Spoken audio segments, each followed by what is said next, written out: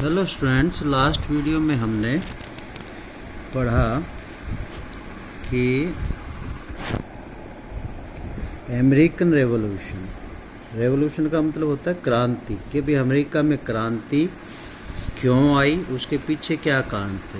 Declaration of independence, तो इस क्रांति से आज़ादी की घोषणा हुई और ये क्रांति हुई 4 जुलाई 1776 यानी कि 1776 ऑफ अमेरिका कंटेंट। इससे क्या हुआ, ट्रूली रिवोल्यूशनरी आइडियाज़, जो मतलब कि वास्तविक क्रांति होती है, उसके एक विचार लोगों के दिमाग में आया और इट असर्टेड दैट, और इससे ये पक्का हो गया कि all man are created equal, कि भाई सभी, इस क्रांति में मुख्य जो उद्देश्य था वो ये क्या था कि जो भेदभाव किया जाता है व्यक्ति में, उसमें क्रांति में ये कहा गया है कि सभी लोग एक समान हैं, सभी के बराबर अधिकार हैं। They are endowed by their creator with certain inalienable right, and among these rights are life, कि भी सभी को अपने जीवन जीने का अधिकार है, liberty and pursuit of happiness, अपने जीवन को खुशी से व्यतीत करने का, आज़ादी पूर्वक अपने जीने का हर व्यक्ति को अधिकार है। क्योंकि उस समय बेटा के वहाँ पर रंग भेद की नीति प्रचलित थी, रंग के आधार पर बहुत भेदभाव किया जाता था। जो ब्लैक्स थे उनके साथ बहुत बुरा व्यवहार होता था। Study of the American encouraged, उसने प्रोत्साहित किया, एनकरेज्ड का मतलब होता है प्रोत्साहित, Indian in their struggle to get equality and liberty from British rulers. अब चूँकि भारत में भी ब्रिटिश रूल था, तो और भारत के लोगों को भी इन लिबर्टीज़ एंड अदर राइट्स की आवश्यकता थी, इक्वलिटी की आवश्यकता थी, तो उससे उनको अभी प्रेरणा मिली, एनकरेजमेंट हुआ, और उससे अभी प्रेरणा लेकर उन्होंने भी अपने यहाँ क्रांति प्राप्त। उसके बाद देखिए फ्रेंच रेवोल्यूशन हुआ। फ्रेंच रेवोल्यूशन भी एक ऐसी ही क्रांति थी, लोगों ने, खासकर मिडिल क्लास के लोगों ने अपने अधिकारों को प्राप्त करने के लिए उन्होंने ऐसा किया। देखिए इसमें द डिक्लेरेशन ऑफ इंडिपेंडेंस, इसमें भी आज़ादी की घोषणा की गई। ठीक है, अब ये है फ्रेंच रेवोल्यूशन में। फ्रेंच रेवोल्यूशन में देखिए, after the American war of the independence, American revolution के पश्चात आज़ादी की घोषणा होने के बाद फ्रेंच में भी एक ऐसे ही रेवोल्यूशन हुआ। Terribly revolution broke out in French, it governments was an uprising of the French people assigned against the autocratic root of Louis XVI के खिलाफ उन्होंने भी आवाज़ उठाई, क्योंकि उस समय वो रूलर थे फ्रांस के। एट द एंड, और अंत में, द रिपब्लिक ऑफ फ्रांस, और इस क्रांति का अंत हुआ फ्रांस की आज़ादी के साथ। ठीक है, लोगों में जो नेशनल असेंबली थी उसको अपहेल्ड किया गया, और therefore declared of the rights of man and citizen. देखिए यहाँ पर भी वही बात आ रही है जो अमेरिकन रेवोल्यूशन में थी, कि भी ह्यूमन बींग्स के राइट्स एंड लिबर्टी को मेन उद्देश्य बनाया गया। और इस क्रांति का भी मेन उद्देश्य यही था कि भी जो आम साधारण जनता है उनके राइट्स उन्हें मिलें और उन्हें लिबर्टी दी जाए, जो कि रूलर्स ने छीन रखी थी।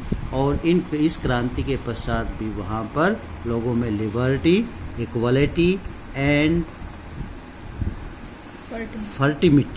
फर्टिमिटी की भावना जो है उसमें जागृत हुई। ठीक है, इसके बाद देखिए नेशनलिज्म, राष्ट्रवाद से मतलब है कि अपने देश के लिए कुछ कर गुजरने की इच्छा, भावना।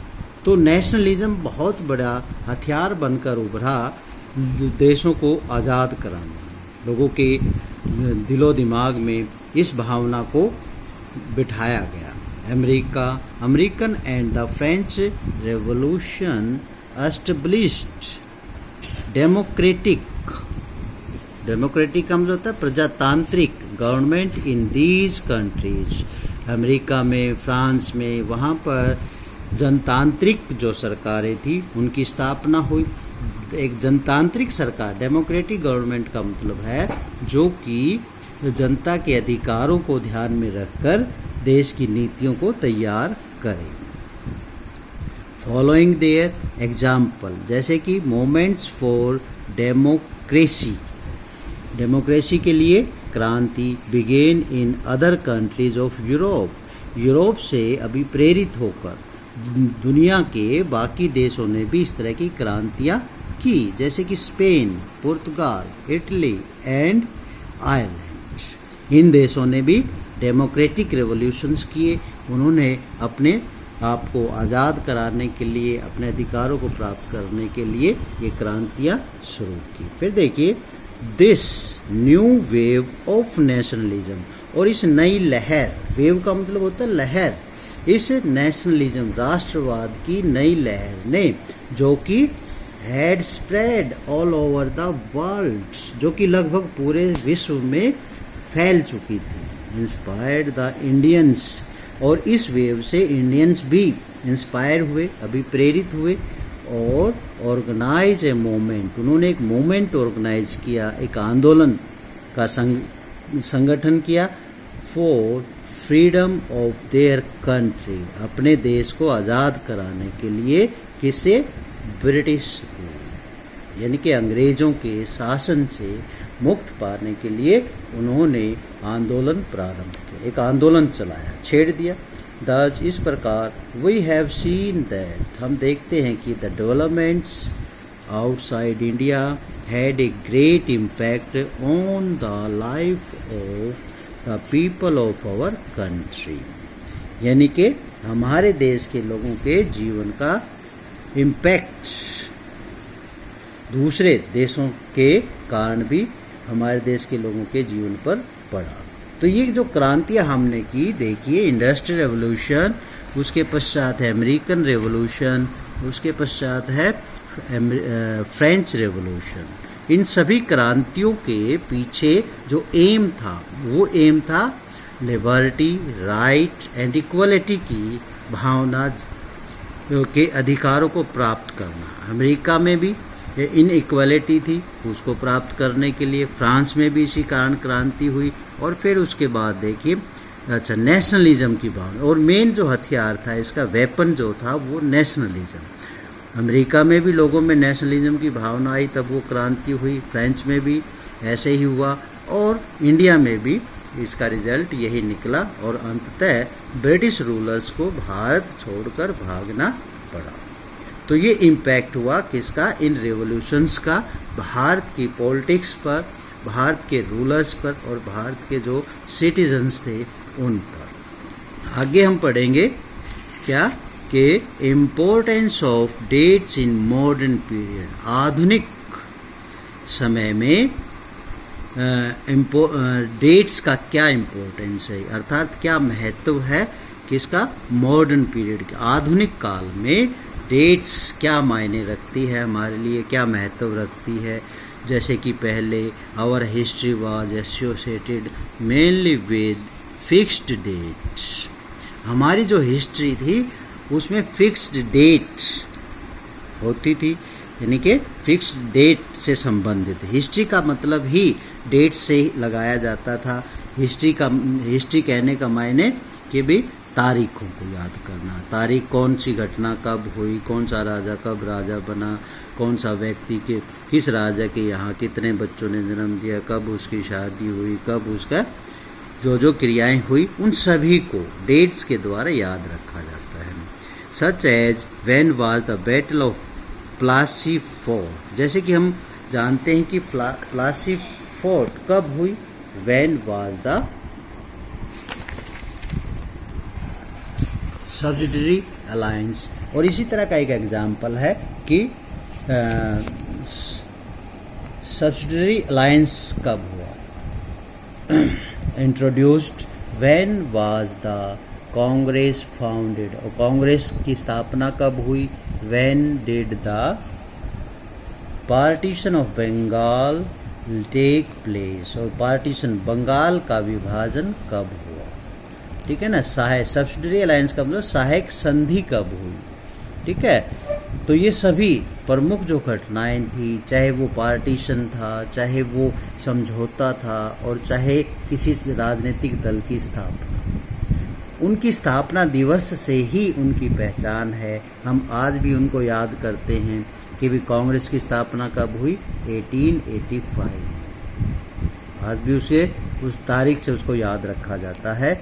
और now the subject of history deals with changes that occur over period of time. अब समय गुजरने के साथ जो हिस्ट्री का सब्जेक्ट है वो भी थोड़ा सा बदल गया है। कैसे बदल गया?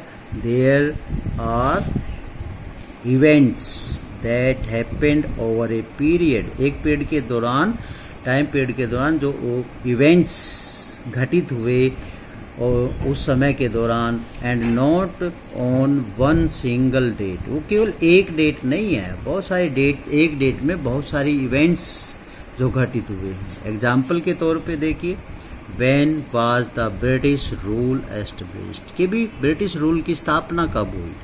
When was the Indian parliament building built, हमारे देश की, भारत की पार्लियामेंट की स्थापना, बिल्डिंग कब बनाई गई? पार्लियामेंट भवन जो है वो कब बनाया गया? When did the national movement start, राष्ट्रीय आंदोलन कब शुरू हुआ? और our country, all these happenings occurred over period of time. ये हमें एक टाइम पीरियड की याद दिलाते हैं। Not on any fixed date, एक फिक्स डेट की बजाय हमें इनसे टाइम पीरियड का, पार्लियामेंट का निर्माण कब हुआ है ना, नेशनल मूवमेंट कब स्टार्ट हुआ, और कब कब जोन सी घटनाएं हुई, सारी उससे जुड़ी हुई जो घटनाएं हैं उनके बारे में। In the history of the British rule in India, और ब्रिटिश रूल की भारत में जो इतिहास है उसके बारे में। Period of rule of each governor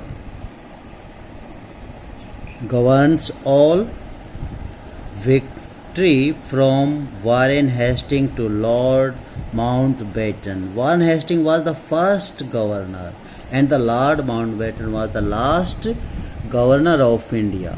Also the date of verified events linked to them or having occurred under their rule or equality important for us to know.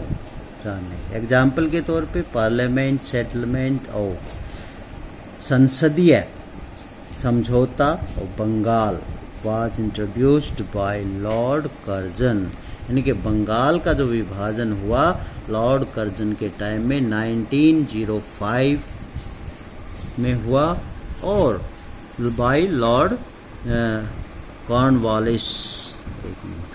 Parliament settlement of Bengal was introduced by lord Cornwallis in 1793 में। ठीक है, ये settlement हुई 1793 में, और बंगाल का जो division हुआ वो 1905 में अंततः हो गया। इस तरीके से हमने इन रेवोल्यूशंस के बारे में पढ़ा और इनके इम्पैक्ट के बारे में हमने पढ़ा। और यदि आपको वीडियो पसंद आया तो इसको सब्सक्राइब करें और कमेंट बॉक्स में बताइए कि और किस टॉपिक पे आपको वीडियो चाहिए। Thank you.